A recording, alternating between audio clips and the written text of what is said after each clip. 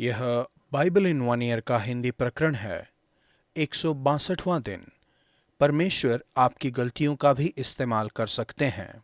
रवि जकरिया याद करते हैं जब वह एक स्थान में गए थे जहां पर विश्व में सबसे सर्वश्रेष्ठ शादियों की साड़ियां बनती है। विवरण की ऐसी जटिलता के साथ मैं मशीन के कुछ सिस्टम को देखना चाहता था जो उत्पादन प्रक्रिया में दिमाग को संदेहास्पद कर देता है। लेकिन यह चित्र वास्तविक चित्र जैसा नहीं था। हर साड़ी पिता और पुत्र दल के द्वारा एक एक व्यक्ति बनाता था। एक प्लेटफॉर्म पर पिता ऊपर बैठ जाते थे। उनके आसपास धागे की बहुत सी चरखी होती है जिसे वह अपनी उंगलियों में लपेटते हैं। पुत्र का केवल एक काम होता था, उनके पिता की ओर से इशारा पाकर वह शटल को एक ओर से दूसरी ओर घुमा देते थे और फिर से दोबारा घुमाते थे। यह काम सैकड़ों घंटे दोहराया जाता था, तब तक कि एक शानदार नमूना बनना शुरू ना हो जाए। निश्चित ही बेटे का काम आसान था, उसे केवल पिता के इशारों पर काम करना था। लेकिन इन प्रयासों का इस्तेमाल करते हुए पिता एक जटिल अंत का काम कर रहे थे। साथ ही उनके दिमाग में डिजाइन थी और वह सही धागों को एक साथ बुन रहे थे। रवि जकरिया यह कहकर कहानी का समापन करते हैं कि केवल परमेश्वर ही हमारे जीवनों के निराश धागों से एक डिजाइन को बना सकते हैं, चाहे यह कष्ट, सफलता, आनंद या हृदय का टूटना हो, और एक शानदार डिजाइन बनाते हैं। शायद से यदि आज आप रुककर इसे देखेंगे तो आप देखेंगे कि पिता आपके जीवन में एक सुंदर कपड़े को बुनने का प्रयास कर रहे हैं। अय्यूब ने कहा, तूने मुझे जीवन दिया और मुझ पर करुणा की है, और तेरी चौकसी से मेरे प्राण की रक्षा हुई है। इस विश्व में जो कुछ होता है वह परमेश्वर के कार्य के क्षेत्र के अंतर्गत है। विधान का अर्थ है परमेश्वर की दूरदृष्टि, जिस तरह से वह भविष्य को देखते और तैयार करते हैं। विधान एक तरीका है जिससे परमेश्वर मानवीय इतिहास को मार्गदर्शित और उत्साहित करते हैं। वह विश्व में उपस्थित और कार्यशील हैं, इसे बनाए रखते हुए और इस पर शासन करते हुए। इसी तरह से वह आपके जीवन को व्यक्तिगत रूप से मार्गदर्शित और उत्साहित करते हैं। जैसा कि प्रेरित पौलुस ने लिखा, हम जानते हैं कि जो लोग परमेश्वर से प्रेम रखते हैं उनके लिए सब बातें मिलकर भलाई ही को उत्पन्न करती हैं, अर्थात उन्हीं के लिए जो उनकी इच्छा के अनुसार बुलाए गए हैं। यहाँ तक कि आपकी गलतियों को वह भलाई में इस्तेमाल कर सकते हैं। आपके जीवन की सभी परिस्थितियों में और आपके आसपास होने वाली घटनाओं में आप परमेश्वर के विधान पर भरोसा कर सकते हैं। भजन संहिता 72 का 1 से 20 तक। विधान और प्रार्थना। आपकी प्रार्थनाएं अंतर पैदा करती हैं। न केवल वह आपके जीवन को प्रभावित करती हैं, लेकिन वह इतिहास की दिशा को भी प्रभावित कर सकती हैं। विधान और प्रार्थना कैसे एक साथ काम करते हैं, यह एक रहस्य है। कुछ असाधारण तरीके से आपकी प्रार्थनाएं घटनाओं के परिणाम को प्रभावित करती हैं। परमेश्वर सार्वभौमिक हैं और इतिहास में अपने उद्देश्य को पूरा करते हैं, फिर भी वह आपको इस प्रक्रिया में शामिल करते हैं। यह भजन दाऊद की प्रार्थना है, उसके पुत्र और वारिस राजा सुलेमान के लिए। यह उनकी ऊंची बुलाहट की एक मजबूत याद थी, फिर भी यह उसके परे जाता है जो कि मानवीय रूप से प्राप्त किया जा सकता है। उदाहरण के लिए, जब तक सूर्य और चांद बने रहेंगे तब तक लोग पीढ़ी पीढ़ी तेरा भय मानते रहेंगे। उनका राज्य अनंत और यूनिवर्सल है। आखिरकार यह केवल मसीह में, परमेश्वर के पुत्र यीशु मसीह में पूरा हुआ। यह भजन राजा पर आशीष की एक प्रार्थना है और उनके द्वारा सभी लोग समृद्धि के साथ आशीष पाएं। अच्छा लीडर गरीबी और न्याय के विषय में चिंता करेगा। वह प्रजा के दीन लोगों का न्याय करेगा और दरिद्र लोगों को बचाएगा और अंधेर करने वालों को चूर करेगा। ऐसे भी एक प्रार्थना है कि उनके विदेशी पॉलिसी में उनके द्वारा सभी देश आशीष पाएं। दाऊद कहते हैं, लोग उसके लिए नित्य प्रार्थना करेंगे और दिन भर उसको धन्य कहते रहेंगे। यह स्पष्ट है कि लीडर पर परमेश्वर की आशीष आएगी जैसे ही लोग उसके लिए प्रार्थना करते हैं। यह कैसे काम करता है हम नहीं जानते हैं, किंतु यह दिखाता है कि प्रार्थना सच में एक अंतर पैदा करती है। अपने विधान में परमेश्वर आपकी प्रार्थनाओं को लेते हैं और आशीष लाने के लिए उनका इस्तेमाल करते हैं। परमेश्वर, आपका धन्यवाद क्योंकि प्रार्थना एक अंतर पैदा करती है। मैं अपने लीडर्स के लिए प्रार्थना करता हूँ जिन्हें आपने हमारे ऊपर रखा है। उन्हें अनुग्रह और बुद्धि दें, उनके जीवन को बढ़ाएं ताकि वे सामर्थ और प्रोत्साहन का एक स्रोत बने, आपके सम्मान और महिमा को बढ़ाएं। नया नियम, प्रेरितों के काम 7 का 20 से 43 तक, विधान और भविष्यवाणी। इस लेखांश में हम देखते हैं कि कैसे असाधारण तरीके से परमेश्वर ने यीशु के आगमन की योजना बनाई और तैयारी की। परमेश्वर अपने प्रावधान में भविष्य को पहले ही देखते हैं और इसीलिए एक रहस्यमय तरीके से प्रत्यक्ष करते हैं, इसके लिए तैयारी करते हैं और इसका मार्गदर्शन करते हैं। इसलिए आप अपने जीवन की सभी घटनाओं और परिस्थितियों में परमेश्वर के विधान पर भरोसा कर सकते हैं।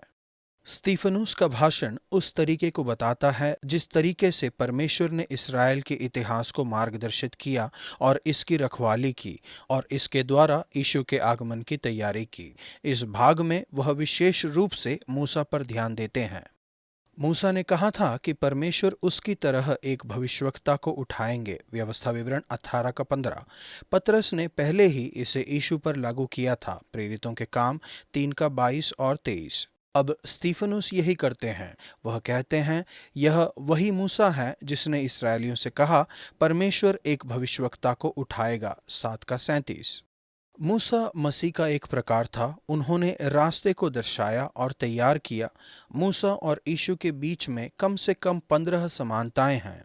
नंबर 1, यीशु की तरह मूसा कोई साधारण बालक नहीं था। मूसा और यीशु दोनों के जन्म की परिस्थितियां बिल्कुल असाधारण थीं। नंबर 2, यीशु की तरह मूसा ऐसे समय में पैदा हुए थे जब नवजात शिशुओं की हत्या की जा रही थी। प्रेरितों के काम 7 का 19 से 21। नंबर 3, यीशु की तरह मूसा अपनी बुद्धि के लिए जाने जाते थे। प्रेरितों के काम 7 का 22।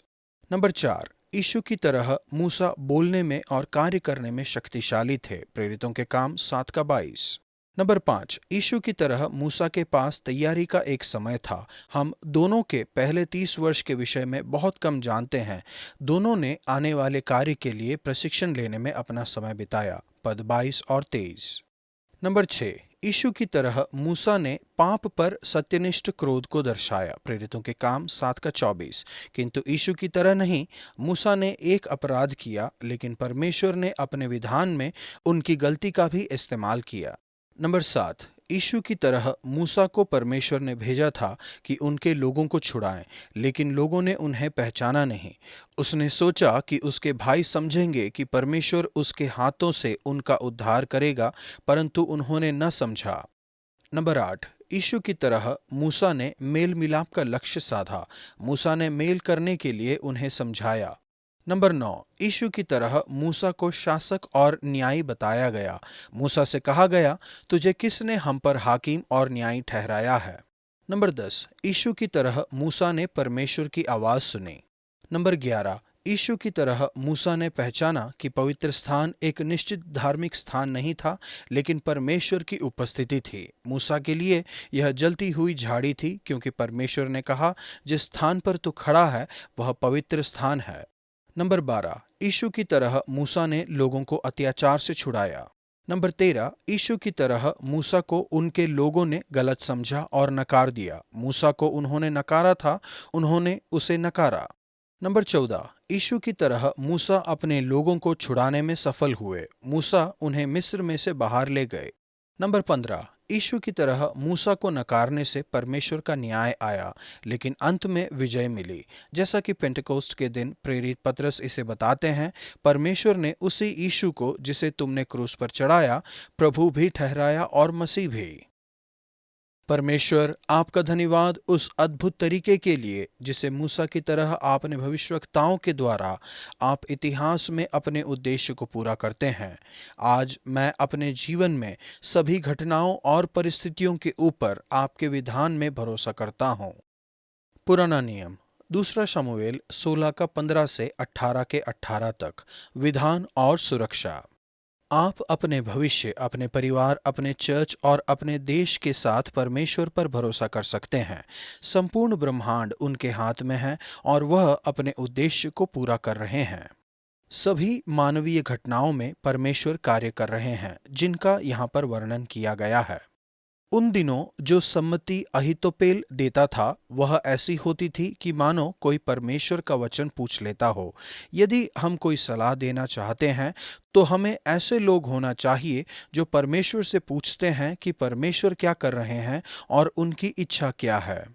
यदि अबशालोम ने अहीतोपेल की सलाह मानी होती तो दाऊद के लिए यह संकटजनक होता। इसके बजाय अबशालोम ने अहीतोपेल की बुद्धि भरी सलाह को नकारना चुना और हूशै की बुरी सलाह को माना। इस लेखांश में हम देखते हैं कि परमेश्वर इस स्थिति में क्या कर रहे हैं। परमेश्वर की विधानकारी रक्षा और सुरक्षा दाऊद के चारों ओर थी, क्योंकि यहोवा ने तो अहीतोपेल की अच्छी सम्मति को निष्फल करने की ठान ली थी। दाऊद की प्रार्थना की आत्मा के लिए यह एक उत्तर था। यहाँ पर हम देखते हैं कि परमेश्वर छिपा हुआ हाथ और इतिहास के शासक हैं। नाटक में शामिल दाऊद और दूसरे सभी लोगों के पास अनगिनत सामर्थ और कार्य करने के लिए स्वतंत्रता थी, लेकिन वे कार्य करने के लिए स्वतंत्र नहीं थे क्योंकि परमेश्वर वहां पर नहीं थे। परमेश्वर, आपका धन्यवाद क्योंकि आप मानवीय इतिहास को नियंत्रण में रखते हैं। इस ब्रह्मांड पर आप राज्य और शासन करते हैं। आपका धन्यवाद क्योंकि सारी वस्तुओं में आप उनके लिए भलाई को ही उत्पन्न करते हैं जो आपसे प्रेम करते हैं और जो आपकी इच्छा के अनुसार बुलाए गए हैं। दूसरा सामुएल 16 का 15, 18 का 18। अबशलोम की क्या परेशानी थी? उसके पास सब कुछ था। वो सुंदर, धनवान और शक्तिशाली थे। कैसे वह एक ऐसी स्थिति में पड़ गए कि अपने पिता को मार डालना चाहते थे। वो क्रोधित थे कि दाऊद अम्नोन की स्थिति को संभाल रहे थे। वह घमंडी, द्वेषपूर्ण और ईर्ष्यालु थे। अबशलोम के कार्य के कारण 20,000 मनुष्य मर गए। 18 का 7। एक व्यक्ति का क्रोध बहुत खतरा उत्पन्न कर सकता है। हमारा व्यवहार हमारे आसपास के लोगों के जीवनों को प्रभावित करता है। हम नफरत या प्रेम को बो सकते हैं।